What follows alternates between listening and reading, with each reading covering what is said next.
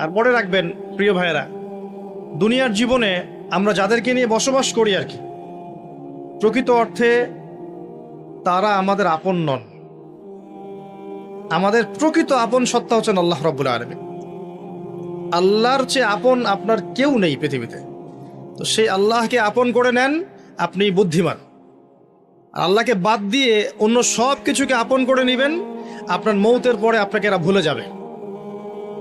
আপনার মৃত্যুর পরে এরা আপনাকে খুব বেশি দিন মনে রাখবে বলে মনে হয় না, রাখলেও বছরে বছরে একদিন। কিন্তু আল্লাহ রাব্বুল আলামিন একটা মুহূর্ত আপনাকে ভুলে থাকবেন না। একটা হাদিস মনে পড়লো যে আল্লাহ পাকের কাছে 100টা রহমত আছে, মানে 100 ভাগ রহমত আছে, দয়া আছে, ভালোবাসা আছে। তার মধ্যে 1 ভাগ তিনি সৃষ্টি জগতের মধ্যে দিয়েছেন। ওই যে গাভী তার বাচ্চাকে চেটে পরিষ্কার করে না, কুকুর তার বাচ্চাকে দুধ খাওয়ায় না, ওই 1 ভাগ রহমতের জন্য, 1 ভাগ দয়ার কারণে।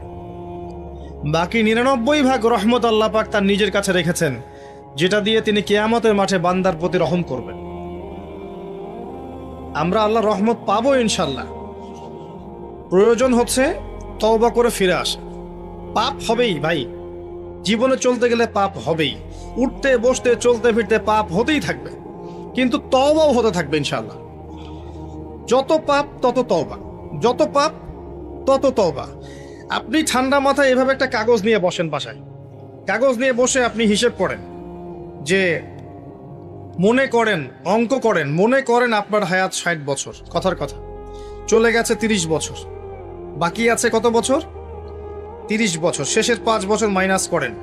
এই 5 বছর আপনি চাইলেও মনের মতো আমল করতে পারবেন না, ঠিক আছে?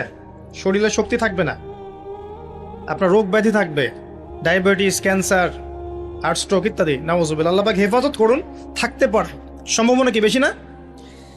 25 আছে আপনার কাছে, 25কে আপনি মাস দিয়ে গুণ করেন, দিন দিয়ে গুণ করেন, দিনের হিসাব পাবেন, পাবেন না? এখানে দাঁড়িয়ে হিসাব করেন, আগের জীবনে কোন বছর থেকে আপনার নামাজ ফরজ হয়েছিল, কত বছরের নামাজ আপনি পড়েন নাই, কত বছরের রোজা আপনি রাখেননি, কত জাকাত ফরজ ছিল দেন নাই, ঠিক আছে? পাপের যেগুলো পাপ মনে পড়ছে লিখেন, আমি অমুকের সাথে জেনা করেছি, আমি অমুক দিন অমুক অমুক জায়গায় মদ খেয়েছি, আমি অমুককে হত্যা করেছি, আমি অমুককে পিটিয়েছি, আমি কিশোর গ্যাংয়ে ছিলাম, আমি ক্যাসিনোতে গিয়েছি, আমি এটা করেছি, এটা করেছি, লিস্ট করেন। প্রত্যেকটা পাপ দেখবেন, এক একটা পাপের জন্য আপনি আল্লাহর কাছে আলাদা আলাদা করে আল্লাহর কাছে দোয়ায় বলবেন, আল্লাহ আমি ওই পাপ করেছিলাম, আল্লাহ আমাকে মাফ করে দাও, আমি ওই পাপ থেকে তওবা করছি আল্লাহ, আর জীবনে কখনো এই পাপ করবো না ইনশাআল্লাহ।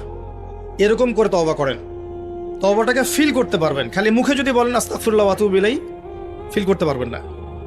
আপনি লিখেন, বুঝবেন যে আপনি কি কি কি করেছেন জীবনে। করা যাবে না এটা, যেগুলো মনে পড়ছে করা যাবে কিন্তু। এরপরে অজু করবেন, করে সুন্দর করে 2 রাকাত সালাত পড়বেন, পরে চোখের পানি ছেড়ে আল্লাহর কাছে কান্নাকাটি করবেন, যে আল্লাহ এই কাজ আমি করেছিলাম, আমি প্রত্যেকটা কাজ আমি আল্লাহ স্বীকার করছি যে আমি এগুলো ভুল করেছি। আল্লাহ তুমি আমাকে যত নেয়ামত দিয়েছো সব নেয়ামত স্বীকার করছি আল্লাহ। আমি যত পাপ করেছি, তোমার অবাধ্য হয়েছে, সব স্বীকার করছি আল্লাহ, তুমি আমার পাপগুলোকে মাফ করে দাও। 1 মুহূর্তের মধ্যে আল্লাহ পাক মাফ করে দেবে ইনশাআল্লাহ তাআলা। শুধু তাই না, আল্লাহ পাক বলেছেন যে আল্লাহ পাক এই সমস্ত গুনাহগুলোকে নেকি দিয়ে পরিবর্তন করে দিবেন ইনশাআল্লাহ। ইল্লা মান তাবা ওয়া আমানা ওয়া আমিলা আমালান সালিহান, আছে না একটা সূরা ফুরকানে, ইল্লা মান তাবা ওয়া আমানা ওয়া আমিলা আমালান সালিহান। তারা নয় যারা তওবা করেছে এবং ঈমান এনেছে এবং বেশি বেশি সৎ আমল করেছে। উলাইকা ইউবাদদিলুল্লাহু সাইয়্যাতিহিম হাসানাত, এরাই তারা যাদের সমস্ত গুনাহকে আল্লাহ পাক নেকি দিয়ে পরিবর্তন করবে। শয়তান ধোঁকা দিবে আপনাকে, শয়তান বোঝাবে এত তাড়াতাড়ি কেন, এখনো সময় পড়ে আছে, পরে তওবা করুন, এত দ্রুত দিনের পথে আসতে হবে কেন, অনেক সময় পড়ে আছে, আগে পড়াশোনা শেষ করো, এসএসসি শেষ হোক, ইন্টার শেষ হোক, অনার্স শেষ হোক, মাস্টার শেষ হোক, একটা চাকরি আগে পাও, বিয়ে শাদী হোক, পরিবার হোক, শেষ বয়সে গিয়ে একটা হজ করে আলহাজ টাইটেল নিয়ে নেবো, ব্যাস হয়ে গেল। শয়তান আপনাকে বোঝাবে অনেক কিছু, মনে রাখবেন, ইন্নাশ শাইতানা কানা লিল ইনসানি আদুওয়াম মুবিনা, নিশ্চয়ই শয়তান মানুষের প্রকাশ্য স্পষ্ট শত্রু, এর ধোকায় পা দিবেন। আর ইবলিস অনেক স্মার্ট, কারণ তার অনেক বয়স হয়ে গেছে, সে অনেক প্রবীণ এবং প্রজ্ঞা অর্জন করেছে আর কি। সে কিন্তু অনেক স্মার্ট, সে জানে কিভাবে মানুষকে পদস্খলিত করতে হয়। সে মানুষকে নেক সুরতেও ধোকা দিতে পারে। নেক সুরতে মনে হচ্ছে ভালো কাজ করছি আমি, দেখবেন এই ভালো কাজের মধ্যেও দেখবেন ধোকা দিয়ে ফেলেছে, এত স্মার্ট। তো আমি যে পয়েন্টটাতে কথা বলছিলাম, যে যুব সমাজকে যদি ইব্রাহিমের মতো, ইসমাঈল আলী ইসলামের মতো, মুহাম্মদ সাল্লাল্লাহু আলাইহি ওয়াসাল্লামের আদর্শে উজ্জীবিত হয়ে জীবন করতে হয়, প্রথমে তওবা করতে হবে। খালেস তওবা করে সমস্ত পাপ ছেড়ে দিয়ে বাকিটা জীবন, এই যে 25 বছরের টার্গেট করেন, এই 25 বছর আমি কি করতে চাই, আমার লাইফের গন্তব্য জান্নাত, জান্নাতে যেতে হলে আমার কি দরকার, আল্লাহর সন্তুষ্টি। আমি একটা জীবন পেয়েছি, এই 25 বছরের পর আমি আর থাকবো না পৃথিবীতে। এই সময়টুকুতে আমি কি করতে পারি নিজের জন্যে, নিজের পরিবারের জন্যে, আমার পরবর্তী প্রজন্মের জন্যে, ঠিক আছে, আমার উম্মার জন্যে, দেশের জন্যে বা রাষ্ট্রের জন্যে আমি কি করতে পারি, প্ল্যান করতে হবে। আমি কি কি পড়বো, এখন কোন কোন বই পড়বো, কোন কোন সাবজেক্ট পড়বো। পড়াশোনা করতে হলে আমাকে কার কার কাছে যেতে হবে লিখে ফেলেন। পড়াশোনার পরে আমি কিভাবে আমল করব, দিন রাত কেমন করে গোছাবো, 24 ঘন্টা রুটিন করে ফেলেন। তারপরে আপনার রিজিকের দরকার, আমি কি রিজিক চাচ্ছি, হালাল না হারাম। আমি হালাল যাচ্ছি, হালাল যদি চাই আমি হালাল জব খুঁজবো, হালাল ব্যবসা করব, হালাল কৃষিভিত্তিক কাজ করব, হালাল কিছু করব, হারামে যাব না। প্রত্যেকটা কাজ ক্যালকুলেশন করে করেন। বিয়ে করবো, এরপরে আমি কাকে বিয়ে করব, এই জিন্স এবং টি শার্ট পরা মেয়েকে, নাকি একটা পর্দাশীল মুত্তাকি মেয়েকে। যে মুত্তাকি মেয়েকে ঠিক চিহ্ন দিলেন, এবার আসেন মুত্তাকি মেয়ে খুঁজতে হবে। মুত্তাকি মেয়ে ফেসবুকে পাওয়া যাবে না, ওই মেসেঞ্জারে পাওয়া যাবে না, হোয়াটসঅ্যাপে, ইমো, ভাইবারে পাওয়া যাবে না, ওইখানে যোগাযোগ করতে হবে। উপরে যোগাযোগ করে বলতে হবে, রব্বানা, বলেন, হাবলানা মিন আজওয়াজিনা ওয়া যুররিয়াতিনা কুররাতা আয়ুন ওয়াজআলনা লিল মুত্তাকিনা ইমামা। সূরা ফুরকান শেষের দিকে আছে। এই দোয়া করতে থাকেন আল্লাহর কাছে, আল্লাহ পাক মিলাই দেবেন ইনশাআল্লাহু আযজা ওয়া জাল। ভুলেও ওই জিন্স এবং গেঞ্জি সংস্কৃতির মেয়েকে ঘরে তুলেন না, এই আপনার পরিবারটা জাহান্নামের টুকরা হয়ে যাবে। এই কাজ ভুলেও করতে যায় না।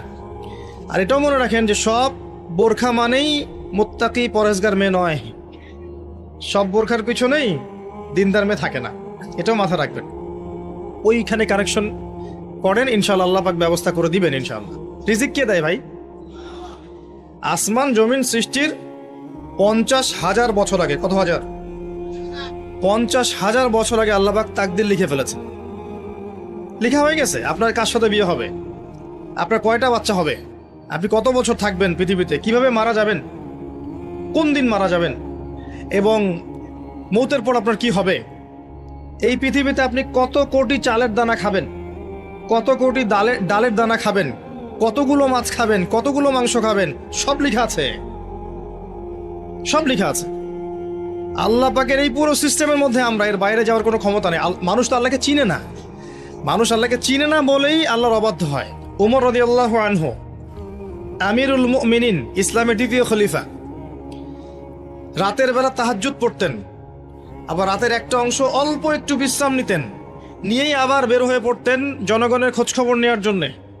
দেখছেন যে এক মা চুলার উপরে হাঁড়ি বসিয়ে রেখেছে, হাঁড়িতে কিছু নাই, বাচ্চাটা কাঁদছে। গল্পটা জানেন না? এটা প্রসিদ্ধ গল্প, কিন্তু প্রসিদ্ধ কাহিনী, বিভিন্ন কিতাবে এসেছে। তো তিনি গিয়ে জিজ্ঞাসা করলেন, কি সমস্যা, বাচ্চা কাঁদছে কেন, খাবার কোথায়? তো এই মহিলা বলছে, ওয়াল্লাহি হাযা বাইনি ওয়া বাইনা ওমর, আল্লাহর কসম করে বলছি এই অবস্থাটা আমার ওমরের আর আল্লাহর মাঝখানের ব্যাপার। মানে এ অভিযোগ করছে আল্লাহর কাছে ওমর সম্পর্কে রাদিয়াল্লাহু আনহু। সে তো চিনতে পারেনি যে এই ব্যক্তি ওমর রাদিয়াল্লাহু আনহু। কথা বুঝতে পারছেন? আচ্ছা, এবার ওমর রাদিয়াল্লাহু আনহু একটু ভয় পেয়ে গেলেন, মানে বিচলিত হয়ে পড়লেন যে আমার ব্যাপারে আল্লাহর কাছে দাবি রাখলে তো সমস্যা না। তিনি এমন মানুষ ছিলেন যিনি বলেছিলেন যে ইরাকের ফোরাত নদীর কিনারায় যদি কোনো ছাগলের বাচ্চা না খেয়ে মারা যায়, আমি ভয় পাই যে আল্লাহ পাক সেজন্য আমাকে জবাবদিহি করাতে পারেন। এমন ছিলেন তিনি আমিরুল মুমিনিন। খেজুর পাতার মসজিদে বসে অর্ধবিশ্ব শাসন করেছেন, অর্ধবিশ্ব, এবং মাটিতে ঘুমাচ্ছেন। তার ব্যাপারে একটা প্রসিদ্ধ কথা আছে, হাকামতা আদালতা আমিনতা ফানিমতা। হে ওমর, তুমি বিচার কার্য পরিচালনা করেছো, ন্যায় বিচার করেছো, নিরাপত্তা দিয়েছো, এরপর ঘুমিয়েছো। তারপর তিনি কি করলেন? বললেন, ইয়া আমাত আল্লাহ, হে আল্লাহর বান্দি, একটু অপেক্ষা করো, আমি আসছি। তিনি চলে গেলেন মদিনায়, গিয়ে ওই যে রিলিফ দেয় না, রিলিফ ত্রাণ রাষ্ট্রীয় কোষাগার থেকে, সেখান থেকে একটা বড় বস্তা খাদ্য, জব বা গম এই টাইপের নিজের কাঁধে ওঠালেন। নিজের কাঁধে, অ্যাসিস্ট্যান্টের কাঁধে নয়, নিজের কাঁধে, গাড়িতে করেও নয়, পায়ে হেঁটে কাঁধের মধ্যে এই বস্তাটা নিয়ে তিনি হেঁটে হেঁটে যাচ্ছেন ওই মহিলার বাসা পর্যন্ত। তার পাশে একজন সাহাবী ছিলেন, তার নাম ছিল আসলাম রাদিয়াল্লাহু আনহু। ইনি বলছেন যে, ইয়া আমিরুল মুমিনিন আনা আহমিলু, হে আমিরুল মুমিনিন, আমাকে দেন, আমি বহন করছি। তখন ওমর রাদিয়াল্লাহু আনহু বলছেন, হাল আনতা তাহমিলু উযরি ইয়াউমাল কিয়ামা, তুমি কি কিয়ামতের দিন আমার পাপ বহন করবে? তুমি কি কিয়ামতের দিন আমার পাপ বহন করবে, আমার বোঝা বহন করবে? আজকে এটা চাচ্ছ তুমি আমার কাছে? নিজে কাঁধে করে নিয়ে গিয়ে ওই মহিলাকে দিলেন, নিজের হাতে রান্না করে বাচ্চাগুলোকে খাওয়ালেন। এরপরে গিয়ে আল্লাহর কাছে কেঁদে কেটে দোয়া করলেন, আল্লাহ, তুমি আমাকে যে দায়িত্ব দিয়েছ, আমি হয়তো এই দায়িত্ব পালন করতে পারছি না, তুমি আমাকে ক্ষমা করে দাও। আমি কিভাবে আপনাকে বুঝাবো যে এগুলো হচ্ছে ইসলাম? ইসলামের এই সৌন্দর্যগুলো দেখে হাজার হাজার অমুসলিম ইসলাম কবুল করেছে।